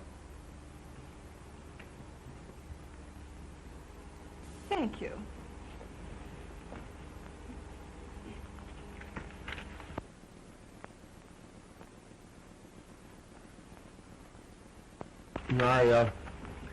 I see you've had office experience. Yes, I left my last employer because he got engaged. Maybe you then take off those clothes and be yourself. Oh, Mr. Duneen, do you always ask girls to disrobe in your office? I didn't mean that. You know I didn't. I mean, take off your coat. We've got work to do. But I get $100 a week now. All right, Mary, of course $100 is all right. Stop joking. I've got just 3 days to get affairs in shape so I can beat it up north and cover next year's supply. What are you standing there like that for? Oh, Mary, please, I need you. Don't turn me down now. Grab a notebook and get to work.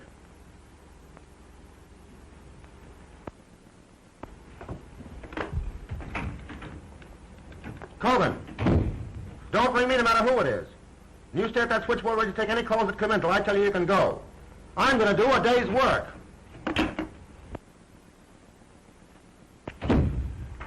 Come on, Jim.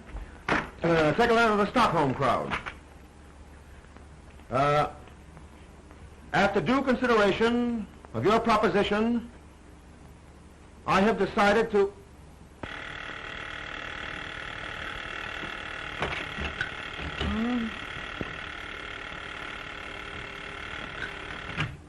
Ritter and Company. Oh, Freddie. I've been waiting for hours for that big stiff to let me go home. He's still dictating. Shut up, Freddie. Freddie, will you please shut up? Shut up till I get my heart beating properly. What do you think? He ain't dictating. He's through dictating. He's gone over to Jersey City to marry Mary Linden. Oh, ain't that grand?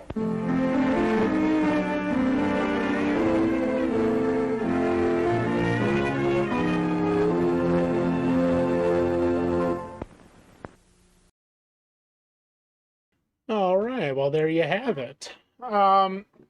So just to wrap up, the key point was that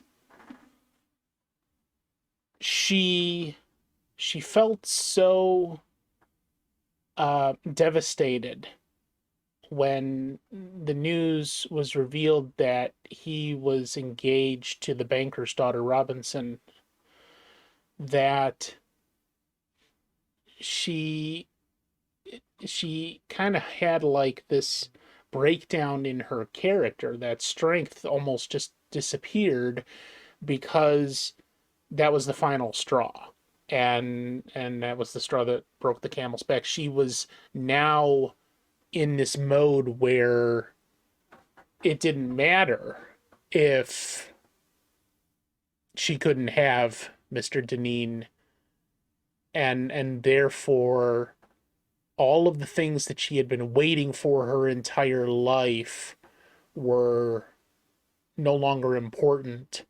And she realized that, or at least she thought that was the case, and then proceeded to do what most people that plan ahead and try to do their best to, ethically do a good job. And that is, what is the next best choice? Okay, we're no longer going to wait around. We're no longer going to hope that it's going to turn out okay. And we're actually going to take action in order to actually achieve our own happiness, even though it's not going to necessarily be what we had hoped at the outset. So she kind of like cheapened herself almost due to the stress of the situation personally on her emotionally, and decided, okay, we're just going to go with the next best option then, which at that point was going to be Ronnie Wales. And it took Duneen realizing just how everything was falling apart because Mary was not there. She had been running this tight ship all those years, and it took him almost losing everything. You heard about, there was a fire in his house caused by the bimbo Daisy that he had hired on, and he finally realized what his mistake was in not recognizing the worth of Mary, and turned it all around.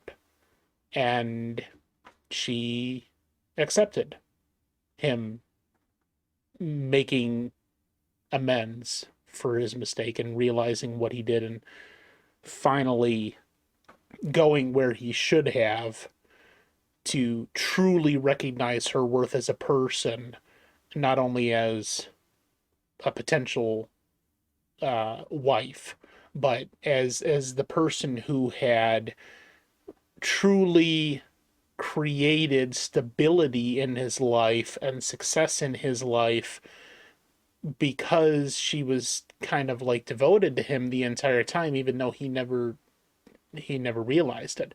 So what I take away from this is that there's two morals of the story, and that is, the first is, don't necessarily give up on yourself like Mary did when faced with the most adverse conditions, because it's like a personal failure to yourself that you can't necessarily take back.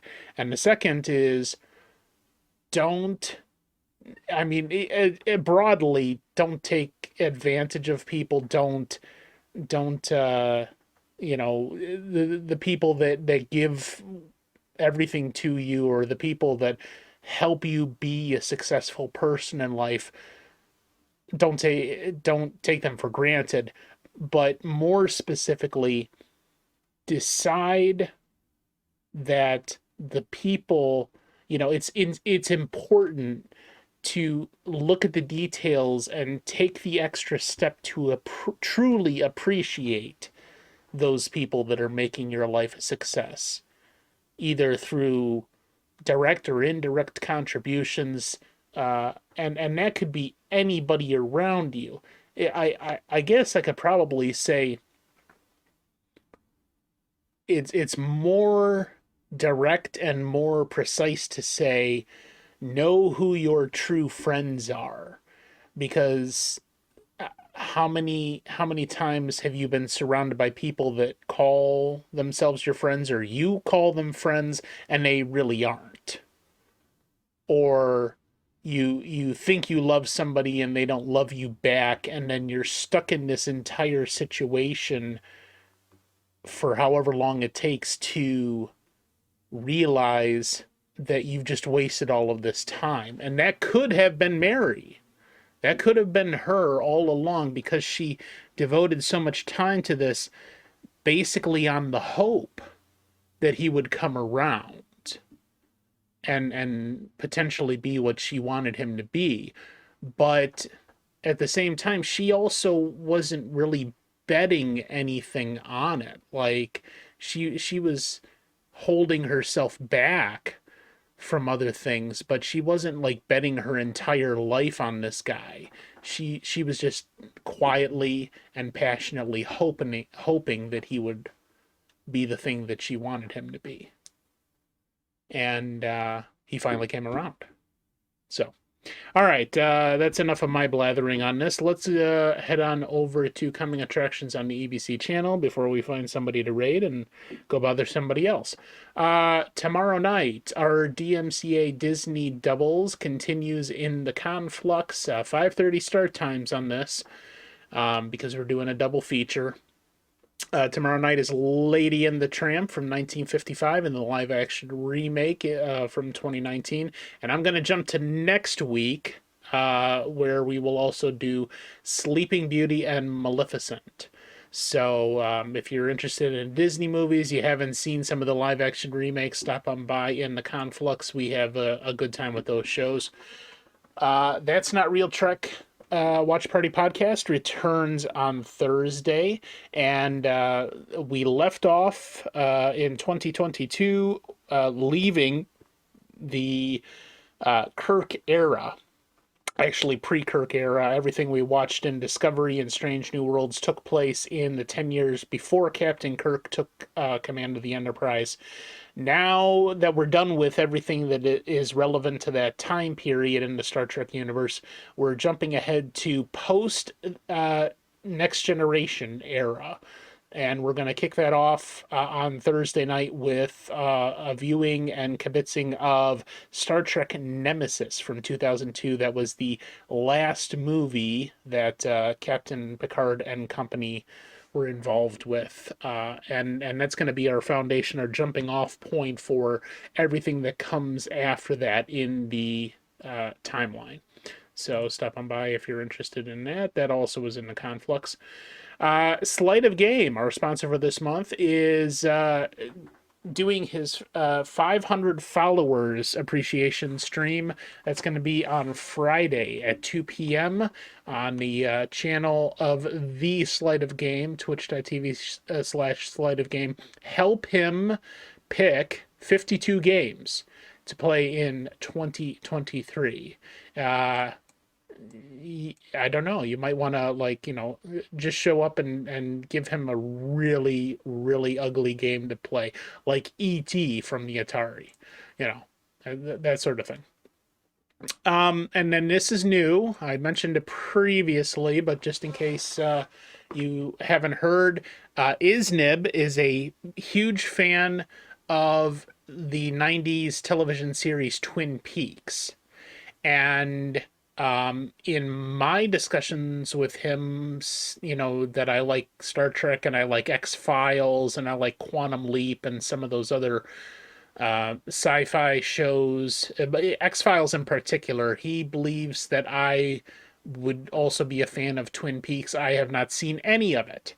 There are 3 television seasons and 1 movie. So we're going to be going through the whole Twin Peaks universe. That's going to be on Saturday mornings. In the Eastern time period, it's 9 a.m. If you're over in the UK, it's 2 p.m. And if you're on the West Coast of America, it's going to be before the ass crack of dawn on Saturday mornings. So stop by if you are interested in that. That also will be a Conflux exclusive. And I did that one, so let's go do this one. I'm mentioning this right now just for anybody that happens to be here, because I'm not really going to have another show here on Twitch before then. So I'm not really going to get a chance to advertise this. So Thursdays we normally do Star Trek. Well, my co-host, Short and Sweet, is going to be on vacation next Thursday. So we're not going to be doing Star Trek that night. I decided I wanted to do my second episode of Before the Politics. I don't know if you're aware, but there had been a couple of things that transpired in the last couple of months with me and some other people that were not good.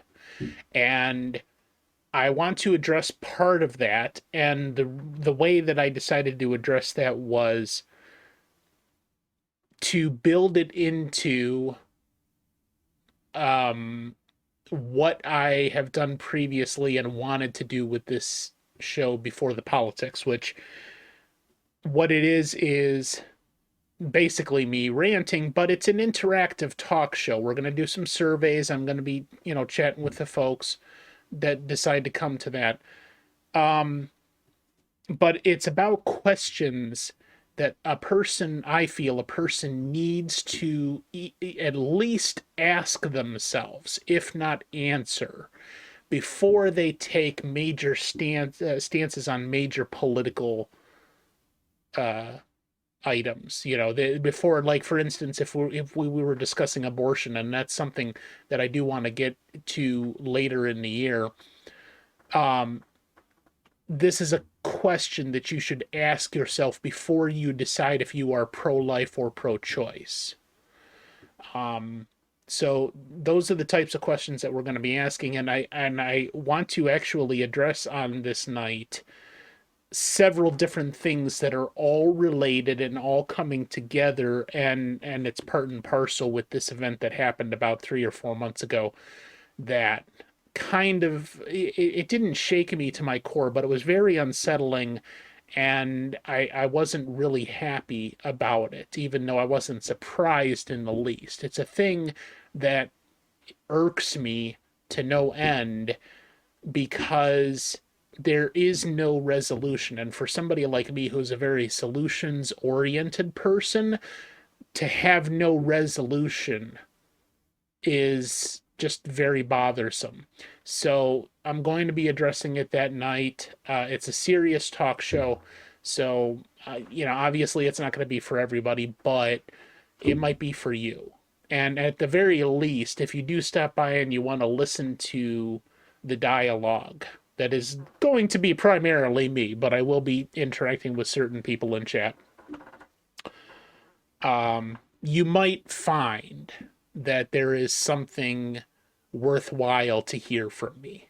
Maybe you won't, but I would appreciate it if you stop by and see if it's something you're interested in. If not, no big deal. I still thank you anyway. I realize that it's pretty much outside the norm of what goes on Twitch, and I'm not I'm not stupid about that. I know it's not everybody's cup of tea. So that's about it. All right, let's find somebody to raid.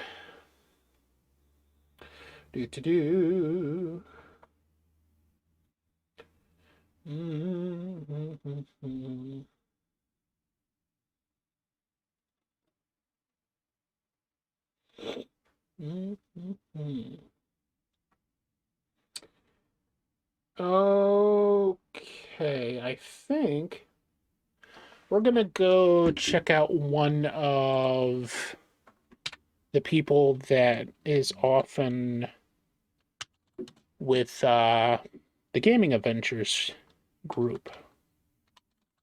I don't think I've ever rated this person before. Tulip Sona. But yeah, we'll go check them out. They're playing Super Mario 3, which is a good game. Yeah, a favorite, one of my favorites, I would say. Brings back some nostalgic memories, and I'll probably be playing more of that on my stream at some point. I don't know. It's hard to say. So that's about it. All right. So thank you everybody who came out tonight for Public Domain Movie Night. Again, that was Behind Office Doors from 1931. It is in the public domain. We'll probably revisit Public Domain Movie Night, I want to say in about a month. So sometime in February, maybe. We'll see. I've got some other things to sort out with work and get into this regular work schedule, and make sure everything is being handled and responsibilities and all that good stuff. So yeah, we'll see. But just check the schedule on the website. It probably changes periodically based on the things happening and all that good stuff. And don't do anything I wouldn't do, because, well, if I did that shit, then everybody's going to do that shit, and then I would not be the unique person I am. So don't do it. Thank you. Good night.